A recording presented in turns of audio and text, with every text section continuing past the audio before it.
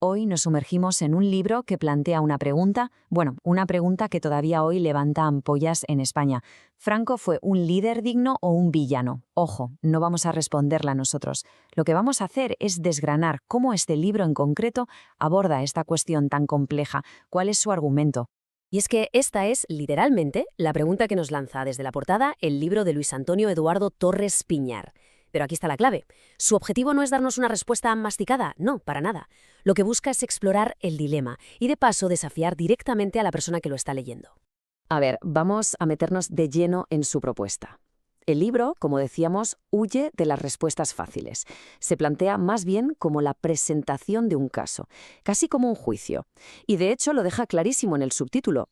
Tú calificas. Es decir, el veredicto final, ese no lo vamos a encontrar en sus páginas. Queda en manos de cada lector.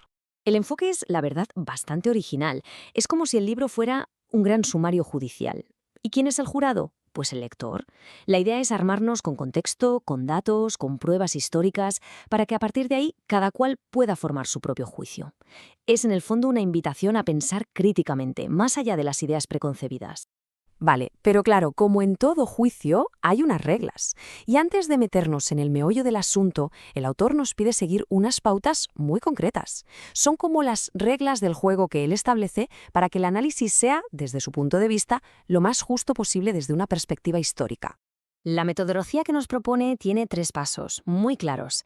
El primero, y este es fundamental, nos pide que nos transportemos a los años 30, o sea, que intentemos analizar los hechos con la mentalidad de aquella época, no con la nuestra del siglo XXI. El segundo paso es el rigor. El libro está lleno de notas a pie de página, más de 400, para que se pueda verificar todo. ¿Y el tercero? Bueno, es la responsabilidad. La conclusión no te la dan hecha, es una tarea que le corresponde a quien lee. Muy bien, pues con las reglas claras vamos a ver cómo se construye el caso. Lo primero que sostiene el autor es algo clave. Es imposible entender lo que pasó en España si lo miramos como algo aislado. Para comprenderlo, dice, primero hay que levantar la vista y mirar qué estaba pasando en el resto de Europa, que la verdad era un auténtico polvorín. Y aquí viene uno de los argumentos centrales del libro sobre ese contexto. La guerra civil, según esta tesis, no fue solo un asunto interno español. Estuvo, digamos, muy influenciada por el miedo a una expansión bolchevique, al estilo de la Unión Soviética, y por el choque brutal entre los grandes totalitarismos que estaban creciendo en toda Europa. El escenario que nos pinta el libro es de una polarización mundial tremenda. Por un lado teníamos el comunismo de la Unión Soviética de Stalin. Y por el otro, como reacción, el fascismo de Mussolini y el nazismo de Hitler. Según esta obra, España se convirtió en una pieza más, quizá una pieza clave, en ese tablero de ajedrez internacional donde estas dos fuerzas se estaban midiendo. Bien, una vez que tenemos ese marco global en mente, el libro vuelve a poner el foco en España. Y lo que describe del ambiente de la Segunda República, justo antes de 1936, es un panorama de inestabilidad, pero de inestabilidad extrema. De hecho, para describir la situación, la obra utiliza un término muy contundente, estado fallido. ¿Y qué quiere decir con esto? Pues argumenta que la suma de los conflictos internos, los problemas económicos y una quiebra total del orden público habían llevado a la República a una situación, a un punto casi de no retorno. Y para que nos hagamos una idea de esa tensión, de esa escalada verbal, el libro pone sobre la mesa citas directas de políticos de la época. Esta que vemos, por ejemplo, atribuida a Francisco Largo Caballero, se presenta como una muestra de hasta qué punto la retórica se había radicalizado. Según el autor, era un lenguaje que ya casi anunciaba lo que estaba por venir. El libro nos va llevando por una cronología de hechos que, vistos en secuencia, dibujan un descenso vertiginoso hacia el conflicto. Empieza con las elecciones de febrero, que ya fueron muy tensas. Luego pasa por los debates parlamentarios de abril, que según las actas eran irreconciliables, y llega hasta el asesinato del político José Calvo Sotelo en julio. El argumento es que cada uno de estos sucesos empujaba al país un paso más cerca de una confrontación que para muchos ya parecía inevitable.